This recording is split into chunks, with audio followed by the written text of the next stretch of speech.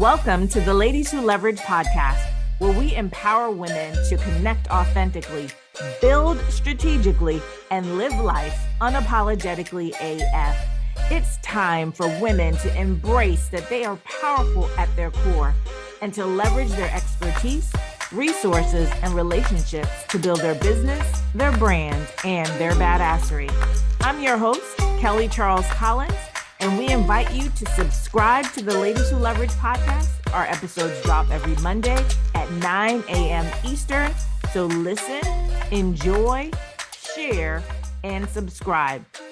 Hey, everybody. Welcome to the Ladies Who Leverage podcast. We have another great episode for you. And yes, you know, I always say that they are awesome and great episodes. And I tell you that because I say I handpick my guests. So today we have a handpicked guest. His name is Jude Charles. No, we're not related. Well, you never know. We might be at some point. We might be related. My name's Charles too. Jude Charles is a story-driven filmmaker, brand strategist, and speaker. And for over 15 years, he has been producing documentaries for purpose-driven entrepreneurs.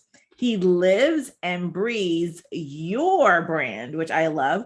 He digs deep to find the compelling stories that no one else knows, and then leverages those stories to scale your business. Jude, welcome to the Ladies Who Leverage podcast. Kelly, it is a pleasure and it's amazing to be here with you. I always geek out when we talk about storytelling, so I'm looking forward to doing that today. Yes, absolutely. So before we get into where you are now, I read your story and I love it because you said, you know, how you got into this space was really that somebody believed in you, that somebody saw something in you that I think you hadn't seen in yourself. So tell us a little bit about that. Sure. So I was 17 years old in a TV production classroom in high school. And my TV production teacher taught me everything she knew about video production. And then at the end of the school year, my junior year in high school, May 4th, 2006, I'll never forget it. She said to me, Jude, you're really, really talented at video production. I think you should start a business. And I'm the youngest of 10 children. My mother and father both worked blue collar jobs. So my father was a construction worker. My mother worked at a chair factory. There was no one in my family who were entrepreneurs. And so when she said this to me, the teacher, Mrs. Donnelly, I said to myself, that sounds good, but I don't know if I could really do it. Well, the following day, May 5th, 2006, Mrs. Donnelly handed me my first set of business cards. She handed me a yellow envelope, and inside of the yellow envelope was my first set of business cards. And that's how I got started. She believed in me. And I just pulled this off my desk because I still carry it to this day. This is the very first business card. Wow. Different business name at the time, but it's the very first business card. And I kept it because I knew it was a special moment. That was 15 years ago.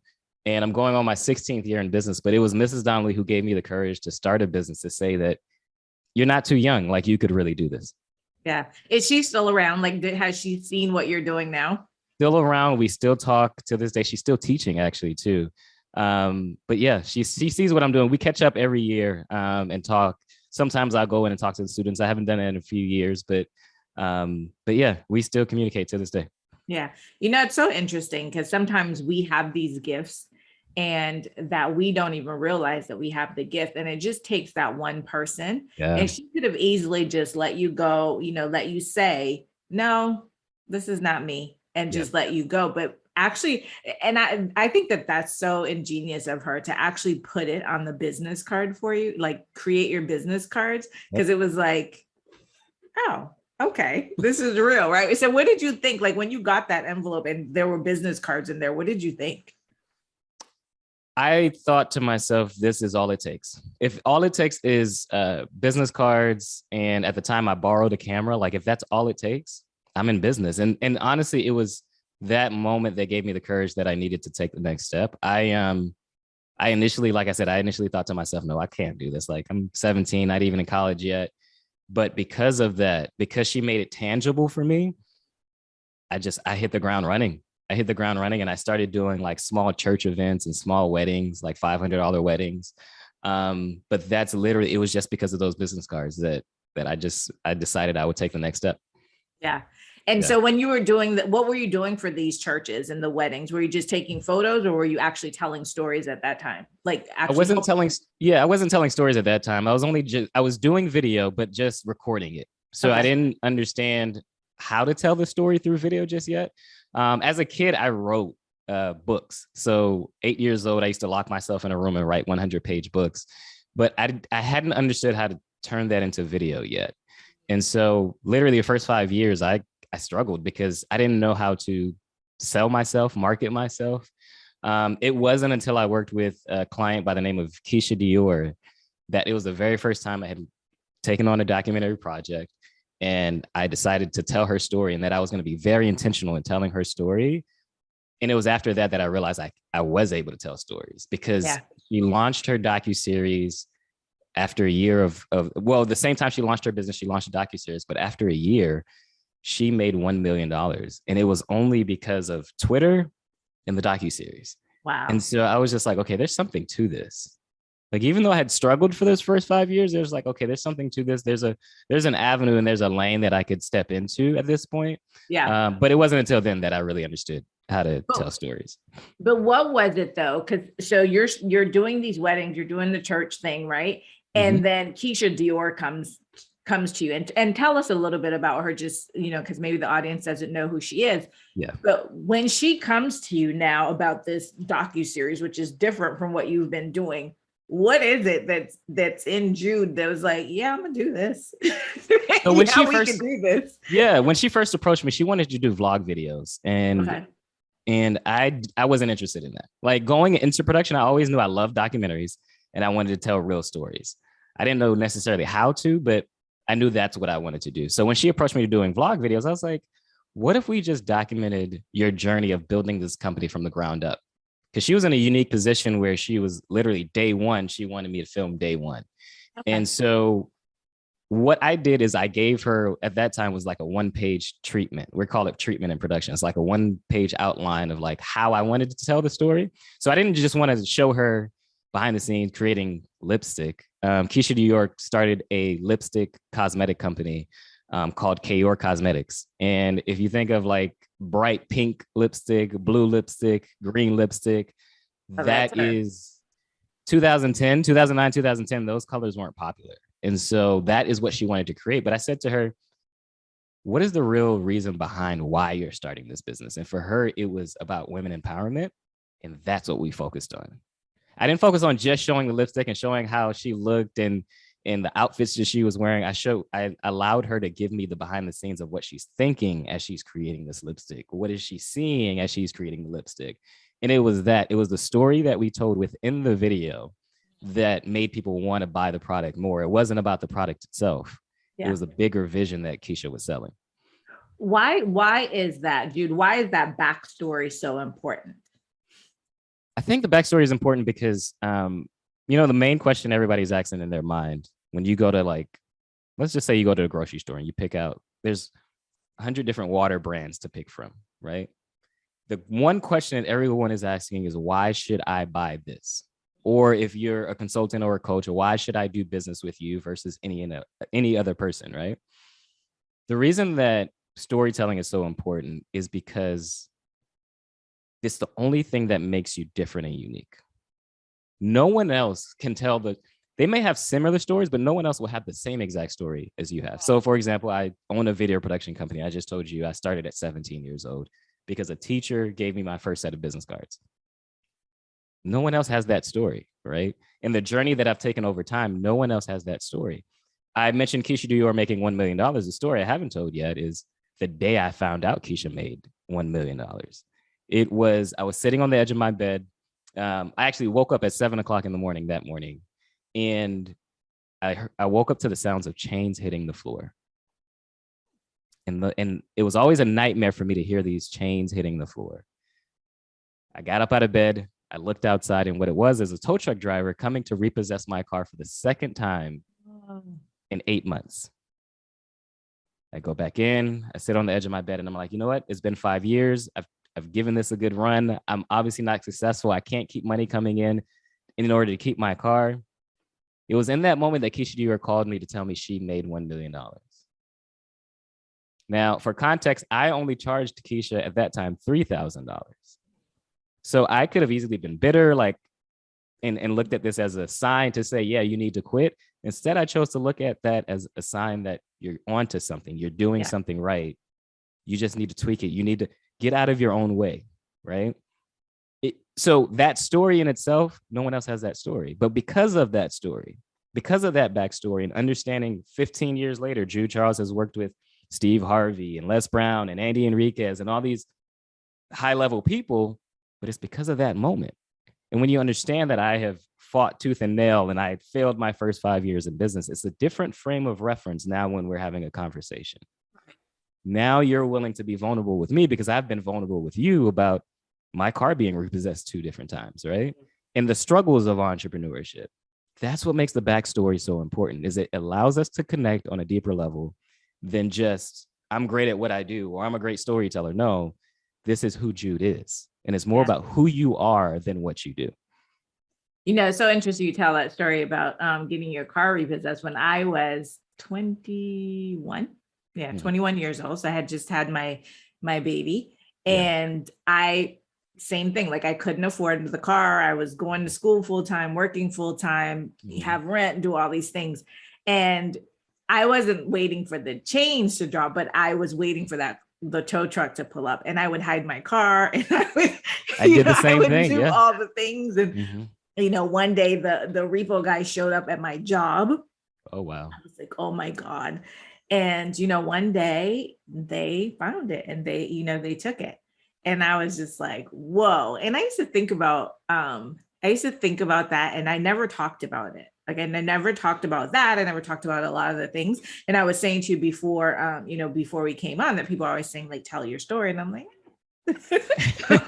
don't really feel like telling it. And I've told more of it over the past couple of years. But, you know, it's interesting because as you say that, like you said, you have a repo story. I have a repo story. People have repo stories. They're different.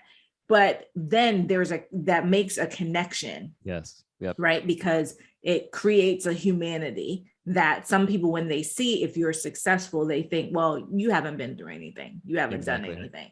Yeah. So, you know, and, you know, you've talked about working with all of these, major players in the industry, but I want to just go back a little bit. So, because I want to understand how we get from where you were 17 to, you know, Keisha Dior, and then now into this part of your business. So once Keisha said to you, listen, I made $1 million, and you're like, I'm onto something. Yeah. What was it that you thought you were onto? That I understood how to tell stories in an effective way, where it would create revenue for my clients. Again, Keisha Dior was the first project I had ever done in that way, but I saw it as like, okay, Keisha was willing to pay. She was willing to invest money in order for me to produce her story. She was willing to trust my vision as well. Because again, she came to me with a different idea. And I said, no, I don't want to do that. Let's do this. Right. Yeah. What it helped me understand is that I was onto something. I could do this. But what I wasn't good at is asking for the money that I wanted. Right.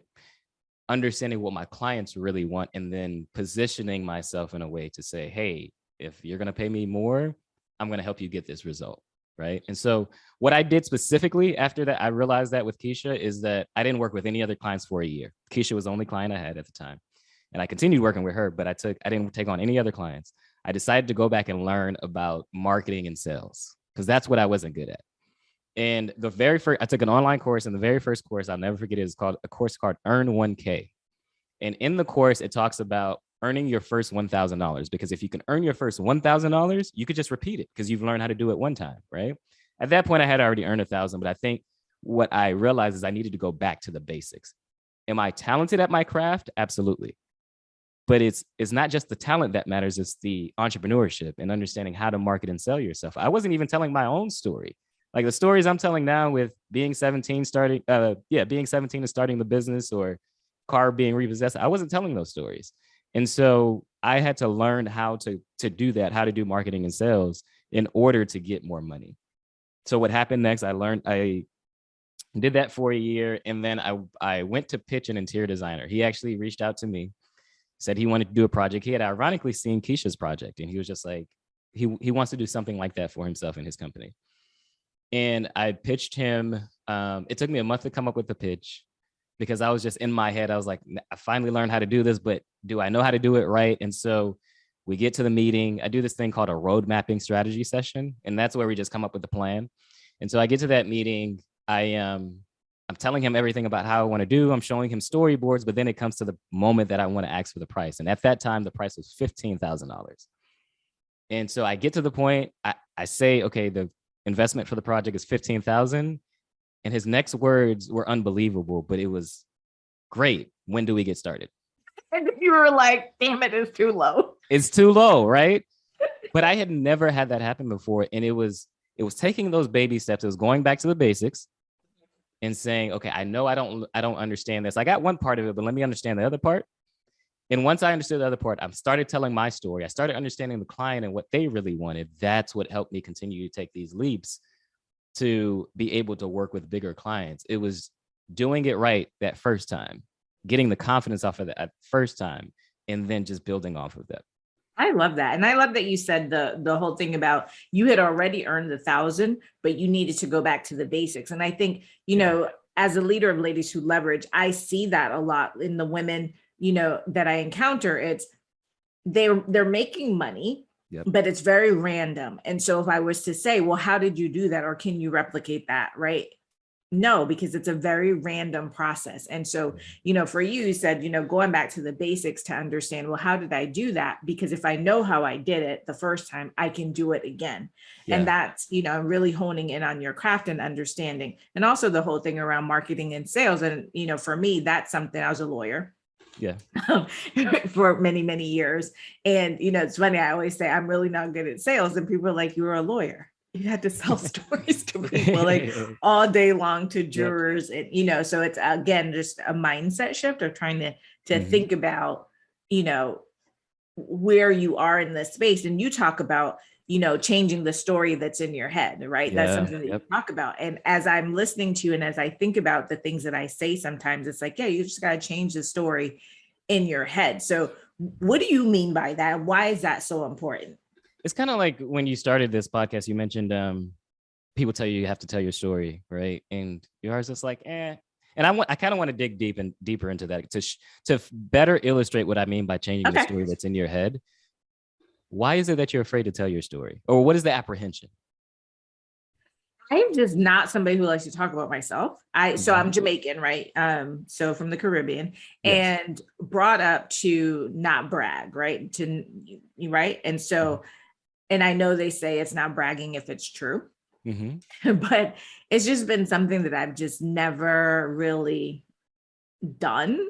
And I think also because, as a practicing lawyer, it wasn't about me, right? It wasn't about my story. Like I was there to tell my client's story. And so what was happening in my life and who I am really didn't matter, right? That's not something that I could just tell the jury and share with the jury.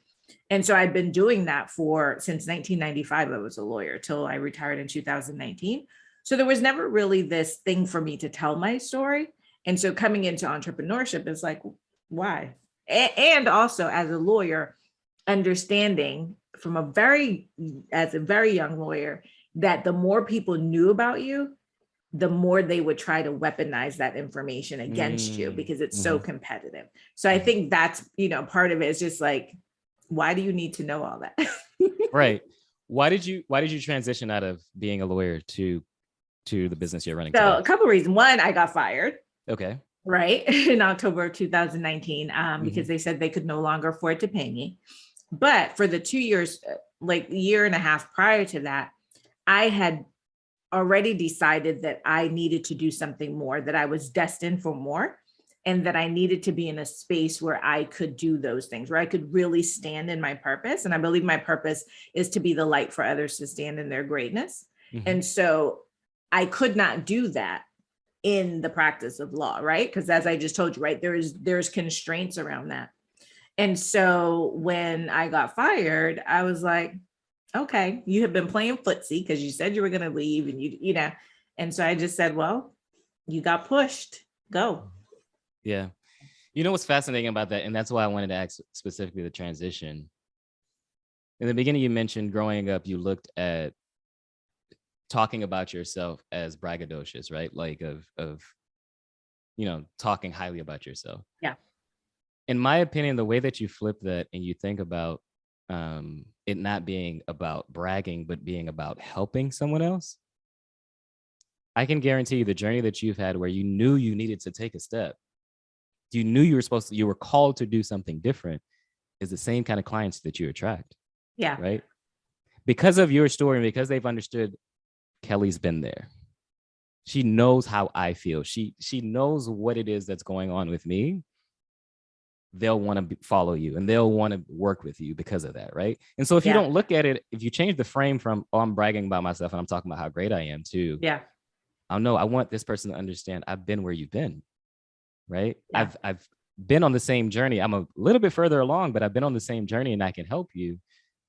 That's what matters, right? Like that's how you change the story that's in your head. It's not like I'm not telling the story to brag, because if you do tell the story to brag, then yes, you only focus on the highlights. You only focus on the great things that you've done. But if you're telling the story so that you want this person to see you're human just like they're human, the same way I told the story in the beginning about my car being repossessed, what did it do? It sparked in your mind a story about your own repossession story. Yeah. Right? It's me telling my story, but now you're thinking about your own story as well. And now we have a different kind of connection. We're having a different kind of conversation. Yeah. That's what I mean by changing the story that's in your head. You told yourself one story before. Growing up, don't talk about yourself.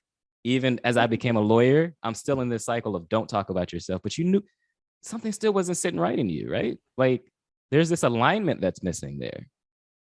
Yeah. Now, when you come into coaching and consulting, it's a different it's a different experience. A totally different animal. And, you know, it's, I'm glad that you said that, because I had to do a speech, a keynote, and it was like, you know, tell your story. And I had the hardest, Jude, listen, I had the hardest time figuring out what the heck am I going to say? Like it took forever.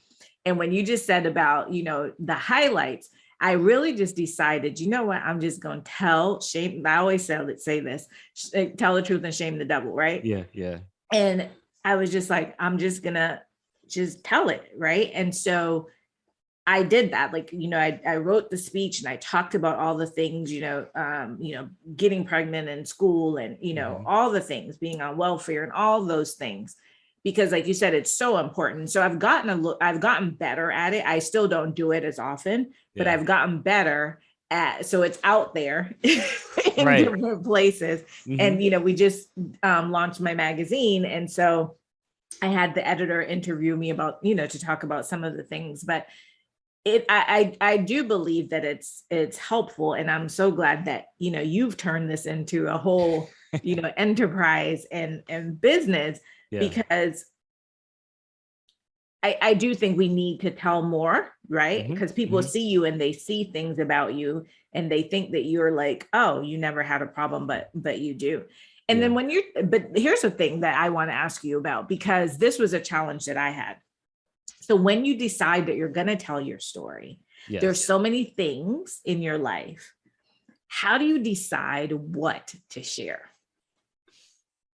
I think the first thing is you first make a list of all your stories that you feel like you have, right?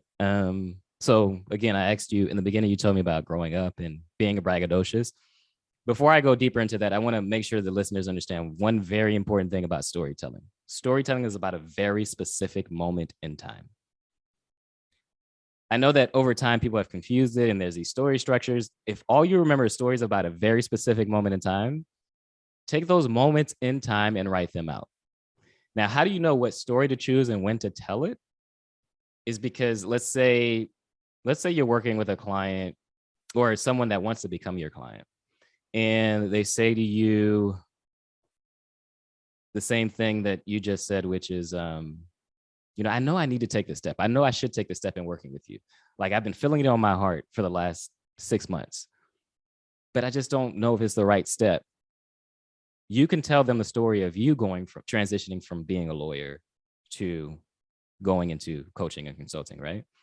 But what if it's something different where it's like, well, I don't know if I can make the money, or if I can, if I have the money, if I can afford this.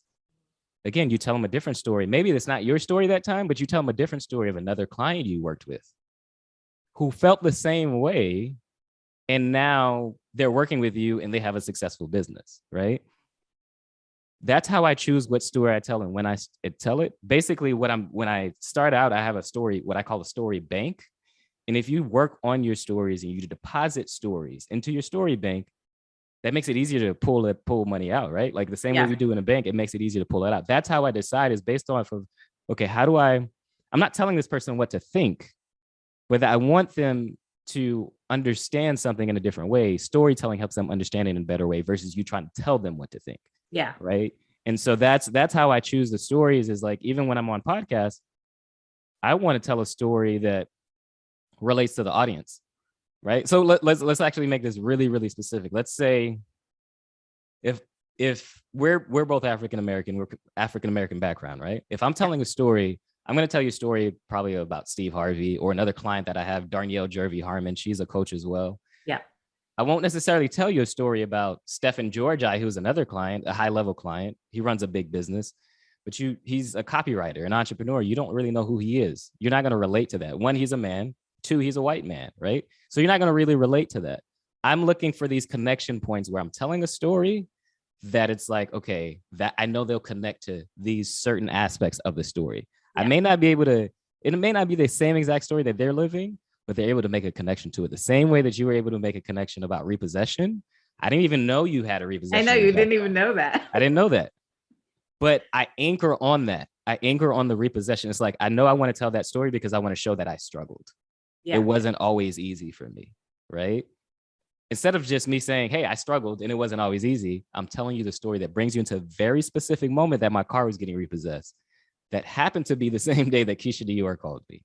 Yeah. Right. I'm bringing you into that moment. And that's how I choose stories, is first you write them out, you see what the connection points are. And then as you're getting ready to walk into a meeting, as you're getting ready to go on a podcast, as you're getting ready to do an interview, those are the story. You highlight some of those stories, like this may or may not work on this podcast. So that's how I do it.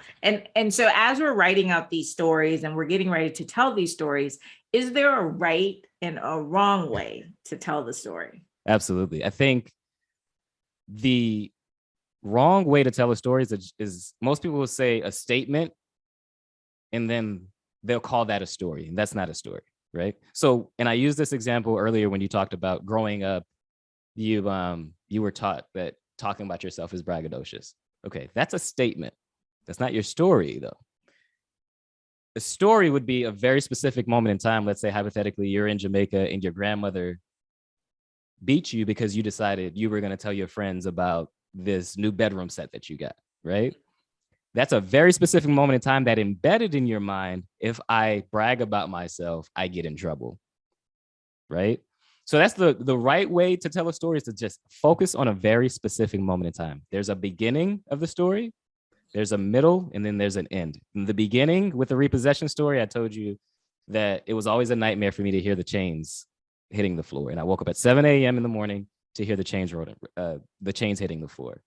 Then I walk you through the middle. The middle is the journey, the different steps that I took. So first it was, I walked back in, sat on the edge of my bed. Keisha Dior calls. I'm thinking to myself that I want to quit. Keisha Dior calls me. She tells me she makes $1 million.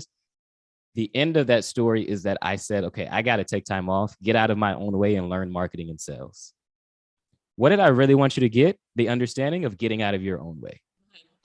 But I had to walk you through that. Yeah. Most people don't walk you through the journey. They just tell you the statement, right? They tell you, I have the big house and I have the big cars. Well, walk me through how you got there. You did it yourself in this podcast, right? Like I started to tell you, I went from 17 to working with Steve Harvey.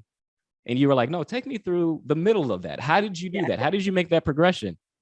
That's the right way to tell a story, right? That's the right way, because that's what we do as naturally as human beings, where we're hearing someone talk, but we're like, no, we want to know more of the details. And that is the right way to tell a story. The wrong way is to just say statements. The other wrong way is to not be vulnerable. Clients that I work with, before we ever get started, I always say to them, if you're not willing to be vulnerable, we can't work together. I've worked on projects before where the person wasn't vulnerable. And when I do the story, it comes off like, there's something missing here, right? It's okay to be vulnerable. It's okay to show that you're human. We all know we're not perfect. That is a known fact. That's not an opinion. We're not perfect. But when somebody tries to only tell you the rosy side, it doesn't feel right. It doesn't feel like we're making a connection, because you're just, in some ways, it can feel like you're just being fake, right?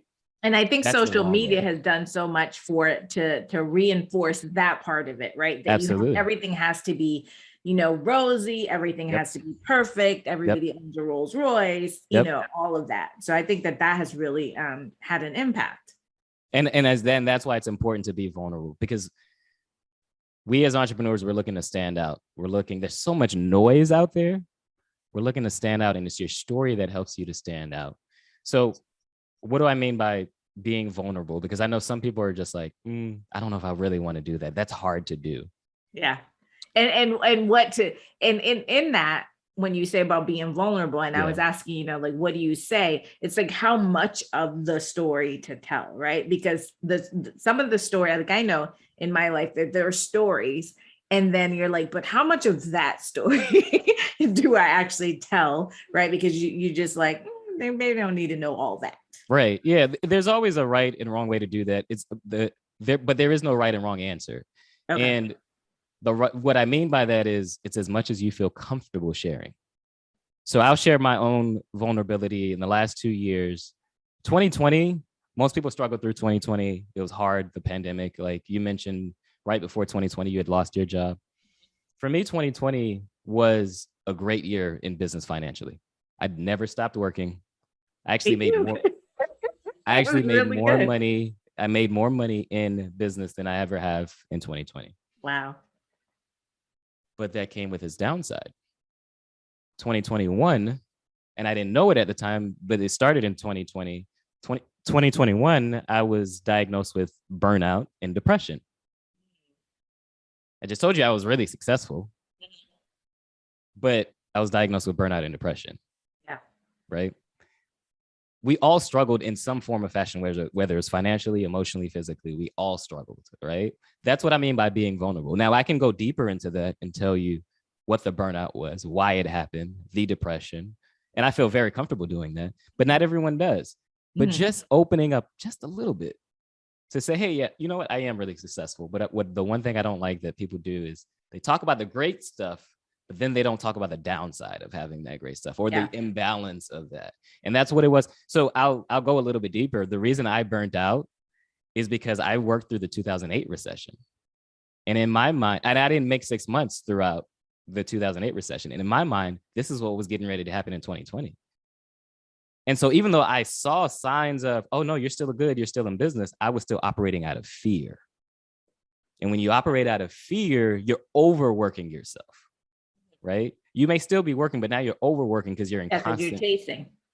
Right. You're chasing, right? Instead of just being.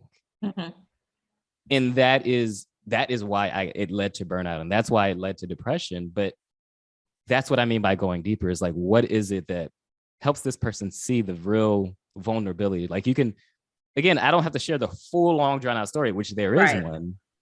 But if I just share a little piece, then it opens it up. And now if you've gone through burnout, if you've gone through depression, it's like, okay, well, how are you getting through it? Because I kind of went through that too. Yeah. Right. And it just makes a connection point. Exactly. Yeah. Exactly. It makes a connection point that now we're having a different relationship that goes beyond transactional. Yeah. Now it begins to make it transformational, because now I'm not just a person that may be telling your story. I am the person, and I truly believe that is my gift in life and my calling in life is now I'm leading you through your own journey. With your story, I am leading you through your own journey. And specifically with me, I want to lead and empower entrepreneurs to have unrelentless courage.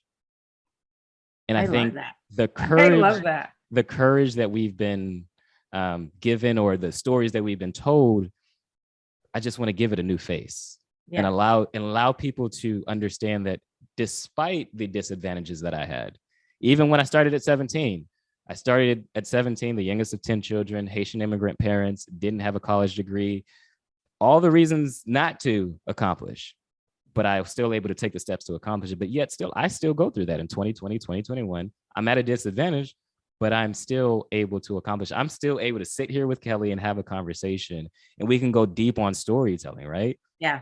That's the face of courage I want to show people, is that I can smile and I can be happy despite my diagnosis and still succeed and accomplish in life.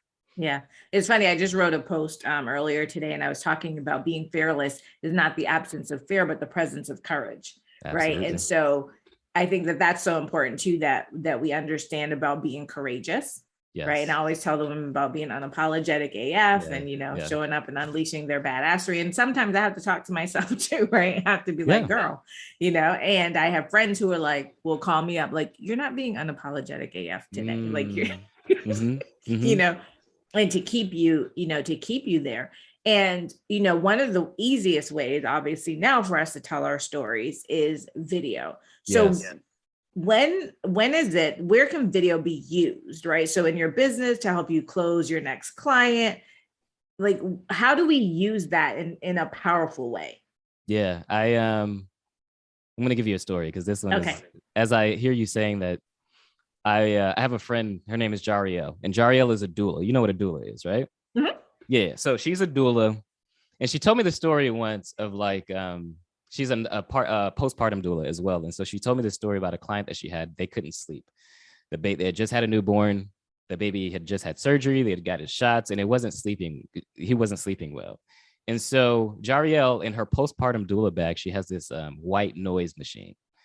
And this white noise machine, most people don't know, the white noise machine helps babies sleep because that's what they hear in the womb, is this white noise. And so Jariel brings this white noise machine on her first day with the client, and she leaves the white noise machine because she's going to be back the next night.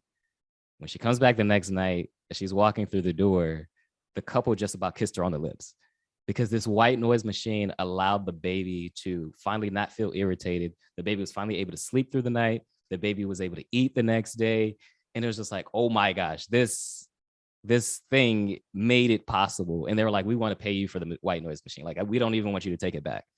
Gave her $50 for the white noise machine. Now she has to go back to Bye Bye Baby, which is where she brought the product, in order to buy the product again to put it in her bag. All right. So why do I tell that story? As I'm telling that story, you see the visuals of that happening. How can she tell that story? Now she can, as she's going back to Bye Bye Baby to buy the product, she can tell that story to recount why she's having to buy this product.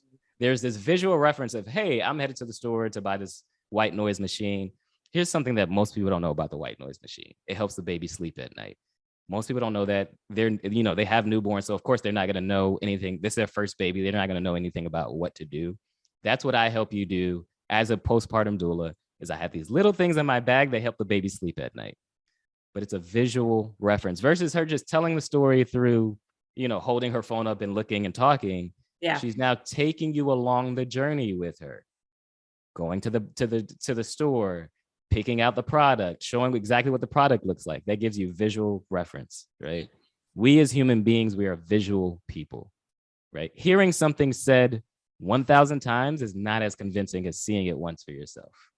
So, Jude, let me ask you. So in that, when you were just saying that, you're talking about like actually taking your camera with you and like documenting, as opposed to how so many of us are doing now, just going on, and just being like, hey, this is what happened. Yep. Oh, okay. It's exactly like, okay, so for people that are watching the video of this podcast, it's exactly like what I did in the beginning. I talked about Mrs. Donnelly giving me my first set of business cards, but then I showed you the business card as well. Right. I didn't just rely on you to understand what a business card looks like. No, I still have the very first one here. Documenting the journey, which is what I do with my clients. Of course, I do it on a higher level, but we all have cameras in our hands today. There is no reason not to document the journey. Is it a little bit more work? Absolutely. Yeah. But here's the thing, it gives you leverage and it gives you an advantage that other people won't take the time to do it. And now for Jariel, the doula, guess what? The next time she wants to get a client, maybe she's emailing them back and forth. She can now post the link to that video that she told that story. And now that's the leverage point. The leverage point is now they're getting to see her story without her having to go back and recount the story because she's already created the asset. That's where and how. That's just one way, but I want to show a very specific way that we often don't think about. It's the small things. We take our stories for granted. Yeah. That was just a funny story. She had a white noise machine. Clients loved it. And my point in saying that was just a funny story is like, it doesn't always have to be a sad story to connect. Right. Sometimes it can be a funny story. And that's what we make a deeper connection. It's all about connection and it's all about leverage for me. Yeah. We're talking about courage and I talk about unapologetic and unapologetically. What does it take? What do you think it takes, Jude, to run your business unapologetically and to just tell your story and tell it the way you want to tell it, not the way that other people think it should be told? I think it takes two things. It's two things I work on every day. It's conviction, believing in yourself, believing in what you have to offer.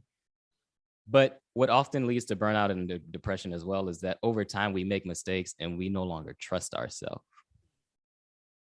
So first the conviction, and one of that, what comes with that is I think of Elon Musk, who runs SpaceX and Tesla. And there's this video I saw of Elon.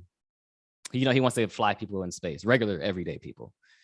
And there were astronauts who he looked up to, who went to the court and said that we don't want Elon Musk to do this. We don't think it's possible. We don't think it's right to just send everyday people to space. These are his, the people he looked up to, right? His mentors. And there's an interview of him asking him, how do you feel about that? And he's almost moved to tears. He said, of course it hurts. But he said, I will never give up. This was, I think, 2014. He said, I will never give up. There was a level of conviction that he had in his heart that despite the fact that the people I looked up to, the people that paved the way for me to do this, despite the fact that they're against me, I will never give up. That's conviction, right? But trusting yourself the way that I do it, and I say I work on both of these things every single day, a very practical way that I do it is I have in my phone a folder called the confidence folder. And in that folder is, comments that people have made, testimonials, videos that they've watched that I've produced. Sometimes I've been on over 50 podcasts now. So sometimes it's just a screenshot of the podcast that I've been on. What I'm reminding myself of, if I'm feeling imposter syndrome that day, or if I'm feeling like I can't do something, I'm reminding myself, you've done it before. And when I remind myself you've done it before, now you're trusting yourself. It's changing the story that's in my head. I'm telling myself one story that it's impossible, but I'm seeing proof, or what I often like to call dramatic demonstration of proof. Yes. That this is possible. And so that's what I think that's what it takes to live a life unapologetically, or to live a life with courage, is conviction and then confidence. And both of those things will take you a lot further along. Yeah. And two things I want to talk to you about before we jump off. And I love this conversation, and I'm taking it all in because it's things I need to do. But yes. I know that in your business, you don't have a lot of clients. Like, you don't work with a lot of people. So I want to know how you're able to do that, because sometimes we think we have to, have so many people and everybody has to be in our midst. So, and I'll tell you this real quick. So a story. Yes. So I sent out some emails I sent an email to my email list, and the words that I use are always around badass and badassery. It is an integral part of my brand. Yeah. And I received an email back from one of the people who was on my email list, and she said that that vocabulary is not for everyone, right? Is not for everybody. And it made me chuckle, because I've been doing some work and just thinking, I think if someone had said that to me before, maybe several months ago, I'd be like, I've kind of feel bad about it. But it made me chuckle. And I said, I agree. I said, thank you for your response. I agree. And I understand that this is not for everyone. And then I did a video talking about that and just saying, when something is so part of you and part of your brand and whatever, maybe, she could be a wonderful woman. She's just not part of my tribe, right? Absolutely. She is not part of my tribe. And so sometimes, just going back to why I was asking you in terms of, making sure that you are narrowing down like who it is that you want to work with. And, it doesn't have to be 1 million people if you have the right people. So I want to talk to you about that, because I know that you don't work with a lot of people. Yeah. So I only work with 5 clients a year. How I got to that position, was just really understanding how I best do my work, right? One of my core values is depth versus width. I like to go really, really deep in working with a client. And then that's what creates the success that I've been able to create for my clients, not just for me. When I realized that, I think it was about 2015, 2016, when I realized that, I began to look at, okay, how can I run this business differently than how I've ran it before? I mentioned earlier that Keisha Dior was the very first client, 2009, 2010. I helped her make $1 million. Okay, great. How was I able to do that? You talk about how like you know, sometimes you make the money by accident, and then you got to figure out how can you repeat it, right? And so that's where I was within the 2010 to 2015 space. I was like, okay, I understand the principle of repeating it in systems and processes. How do I continue to do that? And what I did over time slowly is that I began to increase my rate, but not doing more work. I realized the power wasn't in doing more work. The power is in being, right? It's in presence. Can you say that again, Jude Charles? Because woo, that's a Yes. word. Yes. The power is not in doing more work. It's about being. It's about me, right? Like this is not my quote, but I've heard this quote said before, like, I am the value. Yeah. Like we talk about value all the time. And I actually want to really talk about this in depth. Value. Yeah, please, let's talk about it. Most people talk about value in the sense of, you know, show someone your value, which is, you know, the next tactic that you can teach them, or another trick that you can teach them. The value is not in the tricks or tactics. The value is in you. And what makes you you is your story. That's where the value comes from, right? And so for me, I didn't do this overnight, but I'll give very specific numbers. I went from 3,000 with Keisha Dior to 15,000 with the interior design client. And then now today, a project starts at 6 figures. It's a 6-figure investment to work with me. I didn't do it in one night, but I did it over time because what I had to trick my own mind. Again, changing the story that's in your head. Every time I had a successful project, I was able to get a testimonial from a client telling me about the successful project. I increased the rate because now I've proved that I can create successful projects, right? I've created dramatic demonstration of proof. I've created the stories to say, I can get you success in what you're looking for. And over time, that's how I increased my rate to where I am now comfortably able to sit with only 5 clients a year. And if I get that 5 clients a year, I don't take on any more clients. And I'm okay with that. And that's specifically it's 5 production clients because I also do consulting. Okay. But 5 production clients, I don't take on any more because I know my limit. I have a team that I work with for sure, but I know my personal limit. Even if I'm leading my team or if I'm having to be there with a client, like I know what my limit is. My limit is 5. Once I get over 5, I get a little overwhelmed. The stories aren't crafted as well. So that's why I've been able to do it that way. But I love it. It allows me to live the life that I want to live. It allows me to be present. It allows me to, you know, you can't give from an empty cup. So it allows me to replenish. I am an introvert. And so I know I need time off. Oh, okay. Right. I take, since 2013, I've been taking 2 months off, November, December. I take that time off to replenish, to feed me, to just be silent and understand where I'm going for the next year. That is why and how. It's just being intentional, being aware of what I need to run the business. Because if I'm not happy, if I'm not in love with what I do, the client won't be happy. I won't help them get the result.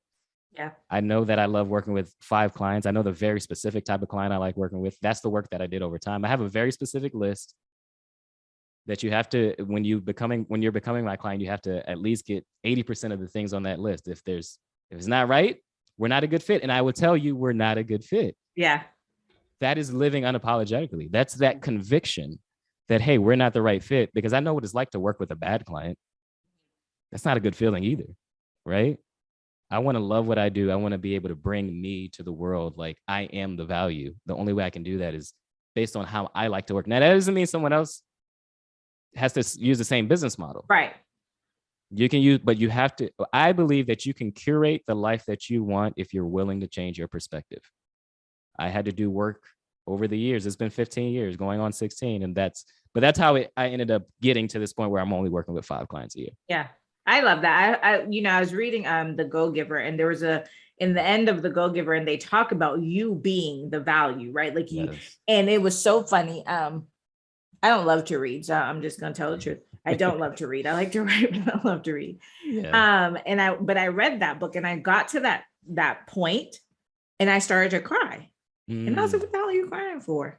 Mm-hmm. But it was such a validation point, right? Because I had been thinking that, and people keep asking, well, what is Ladies Who Leverage? And how do you, and I'm saying the space, like the place that I've created and, who I am in that space.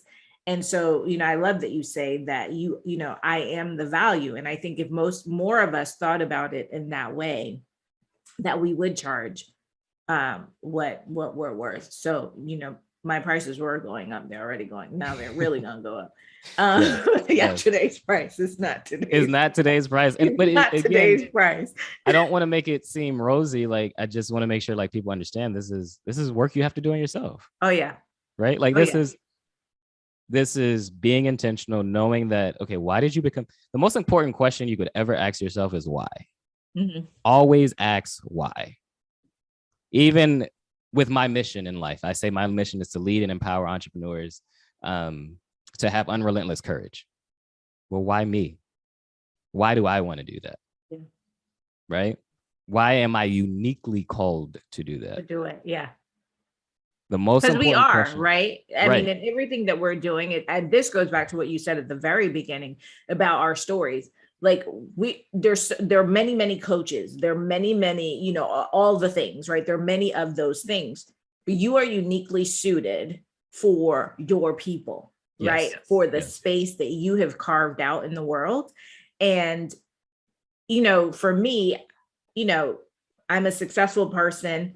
And but sometimes I have to like get in my head and be like, stop it. Right. And I have two businesses. I have my speaking business and I have my Ladies Who Leverage. And it's funny that my mind about how I operate in those two spaces is different.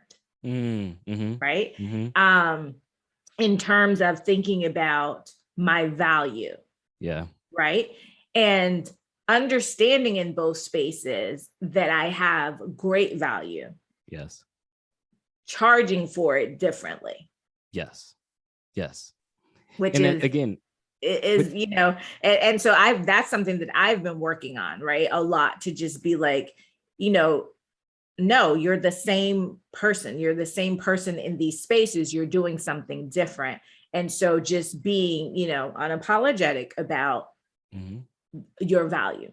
Yeah. Yeah. It's being unapologetic, and it's understanding the real value that you bring. Yeah. I think, I talk about conviction, and I talk about confidence, but that comes from internally, right? Mm-hmm. And if you do not do the work that you need to do internally, it comes out in your business. That's right.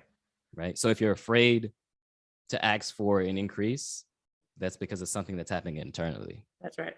Right. But for me, the way I look at it is always, I have to prove it to myself. The way that I do that is I make it tangible. And that's why I say I'm getting a client testimonial. I'm seeing the success I'm getting my clients. And it's because of that I increase the rate, because now I'm seeing value in a different way. My mind is expanding, right? I know you mentioned you don't like to read, but one thing I do is reading. Reading is what has helped me increase my rate. Yeah. And it was because of the very first course that I took, Earn 1K. I realized, okay, this was the very first time I ever invested in myself. I realized the more that I invest in myself, the more I can grow. I think it was 2014 or 2015. I had stopped reading for a long time, but 2014, 2015, I made a goal. I would read a book a month. That's all I did for the year. I did that for the full year, and I ended up reading 14 books that year.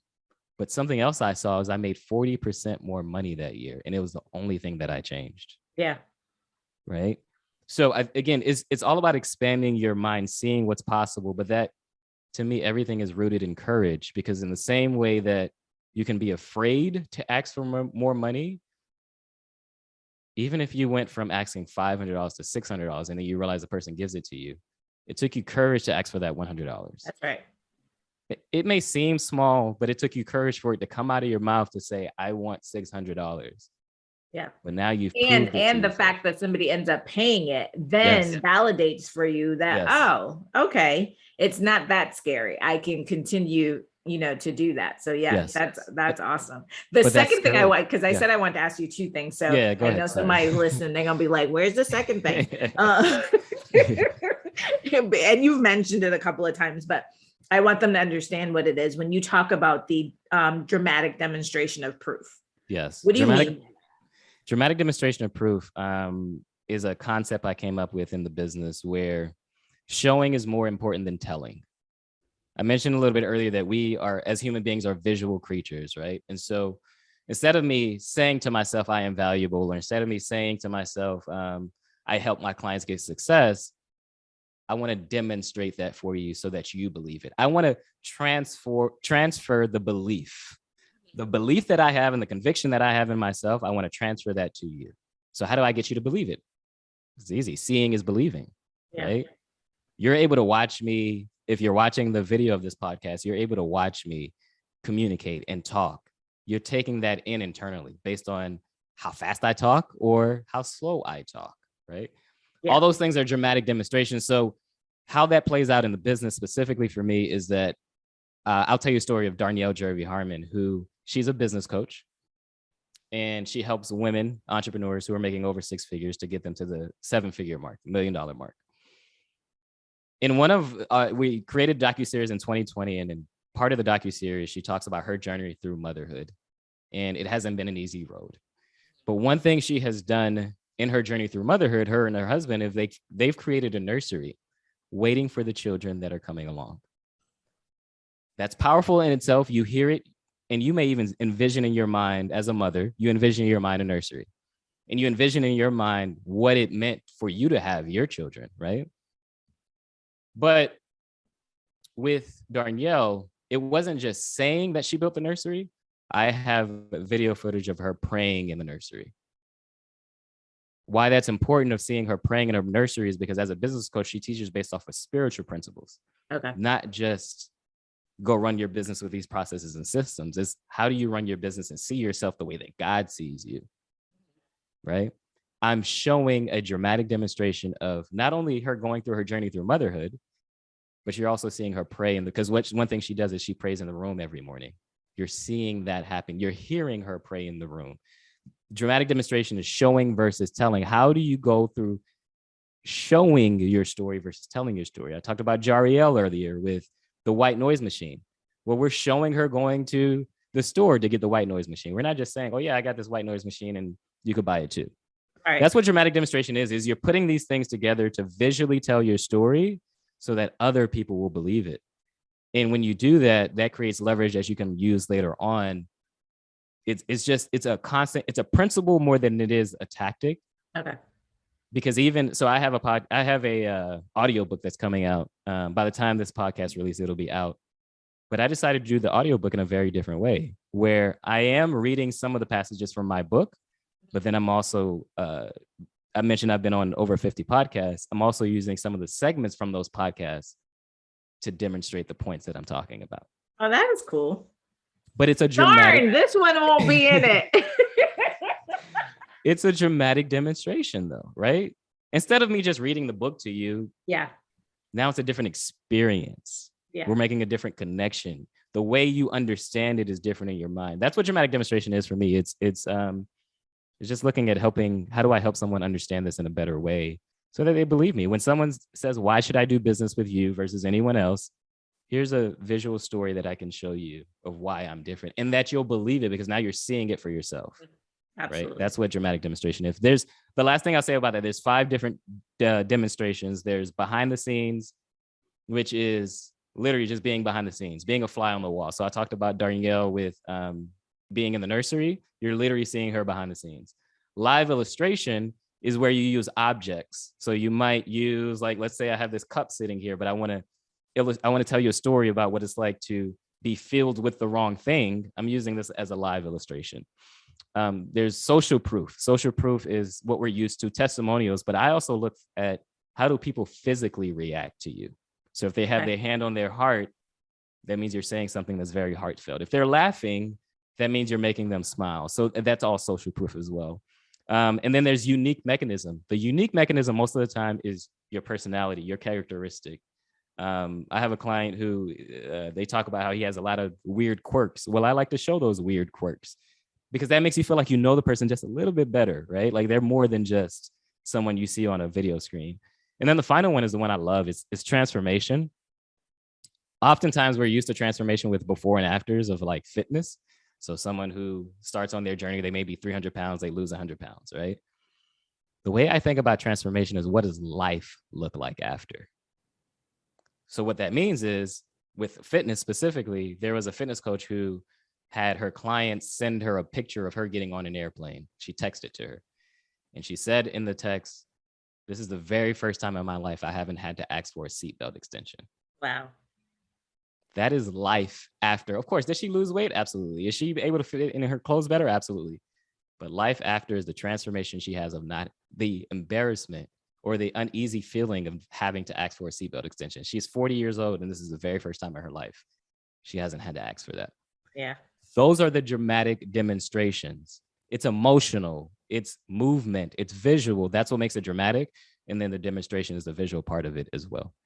It's funny. I used to do fitness Oh, yeah. competitions, and I talk a lot about vision, right? And beginning with the end in mind. Yeah. And this is timely because Janet Jackson's documentary is out. But there was a picture of Janet Jackson that I saw. So this was like in 2002. Yeah. She had the most ripped abs. And I was like, I want those. Now, I wasn't going to the gym. I wasn't doing anything to even remotely think that I could have those abs. Yeah. But that was the picture that I had. And I was like, okay, well, if you say you're going to do this, you could do this. And so I, as the time went along, like documented the whole, documented like what I look like here, what I look like there, what I look like there. And so I used the before and the after pictures of me and Janet Jackson when I talk about vision and being able to reverse engineer into that, to that space. And, so what is that transformation? And for me, what was a transformation of life is like really solidifying in my mind that I am a master at reverse engineering, right? That I really can do anything that I put my mind to, because this was like, who was going to do this, right? And I went from where I was to having ripped 6-pack abs, 14% body fat, weighing 109 pounds, but being very, very physically fit. And so, I think, that's, having that demonstration is really good. And I love the things that you said, because I think some of the challenges for entrepreneurs, especially new ones, is where do I get that? So, you're talking about what is the, dramatic demonstration of proof. Everyone's like, what, you got to have social proof. And they're like, I'm new. I'm new. Yeah. Right. So how am I going to do that? I think the easiest way to do that, though, is even if you're new, let's just say you're a business coach, just to make it easy. And you get a client, but let's say the very first client that ever pays you, they only pay you, I don't know, $200 a month. Having the testimonial from that client that you help them reach success is important to not just yourself, but it's important for other people if you want to increase your rate. Because now you're proving that you're helping someone else reach success. It doesn't matter how much they paid you. Right. I still use the Keisha Dior story, and Keisha only paid me $3,000. But it is a story of understanding how you worked with them and how you helped them that makes it more valuable. And I think even for people starting out, that's what I often tell them is don't focus on telling your story. Because sometimes that is a big hurdle, is like the person doesn't understand how to tell their story. What makes it really easy, though, tell your client's story. Yeah. When you tell your client's story, now you're showing how you're involved in that story, how you're the person that helped your client cross over whatever goal that they wanted to cross over. Like that, again, that creates the value. Another way to do this, and this literally just came up in my mind, is, again, if you want to change the story that's in your head and maybe you don't have the client yet, write down a story of what that perfect client would look like. What is it that you would help them do? Right? Like, what is the journey going to feel like? What is the hurdles that they're going to have to overcome? Often I know the hurdle for me in my business is vulnerability, right? Like I talk about Darnielle and her journey through motherhood. That wasn't easy. Like I didn't just say, oh, hey, let's tell this story. And she was willing to tell it. Right. I had to walk her through that because it is something that's vulnerable. It is something that she's still walking through. Right. So I think the other way to do it, if you're just starting out, is write the story. Or even if you're not starting out, but you're transitioning to working with a better client, who's that perfect client that you want to work with? What's that story? So that now, again, you have a different perspective and you're seeing something different. The last thing I'll leave with is I often talk about vision and perspective. we are all born with eyes. We have vision. We can see. But without the right set of lenses on, I happen to be wearing glasses. Without the right set of lenses on, I can't read. So if you don't have the right perspective, you cannot read what's happening in front of you. You can't read the words that are coming across your screen. And so to me, that's why perspective is so important. Vision is important too, but perspective is important, because without the right perspective, without seeing it the right way, you'll look at something that was meant to be good, you'll look at it as something bad. And so, that's how I would go about doing it. If you're just starting out, it is still focusing on storytelling. As an entrepreneur, you cannot escape it. There is no escaping it. It's just as important as marketing. And it is marketing and sales. It is marketing, right? So you can't escape it. And so that would be my recommendation with that. Oh boy, dude, this has been so awesome. I love having this conversation with you, and I hope that you all have really enjoyed it. So I want to say thank you for coming on the podcast. Yes, thank you for having me. It was a fun conversation. Again, one of my core values is depth versus width, and you can see that today. Like, I like to go really, really deep. It's not surface level. I want to get beyond the surface level. Let's make the transformation and help you reach your goals. Absolutely. Well, everyone, thank you so much for joining us again for the podcast. Whether you're listening or you're watching, I am so glad that you're here. And make sure that you subscribe so that you never, ever miss an episode. Our episodes drop on Mondays at 9 a.m. Eastern. And go back and listen to some of the episodes that we've done so far. Really amazing guests. And, just as Jude said, I like to go deep. I like to have real conversation. So you won't hear any of the fluff and all that kind of stuff. You're going to get real education, entertainment, and empowerment on the Ladies Who Leverage podcast.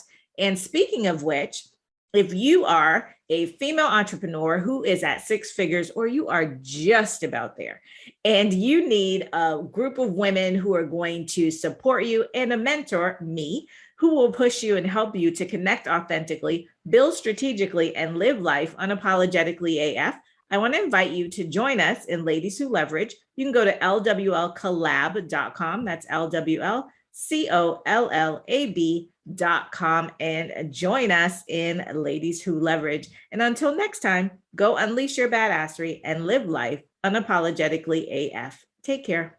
Thank you for joining us. This podcast has been brought to you by Lady Lawyer Media. Make sure that you subscribe so that you never miss an episode.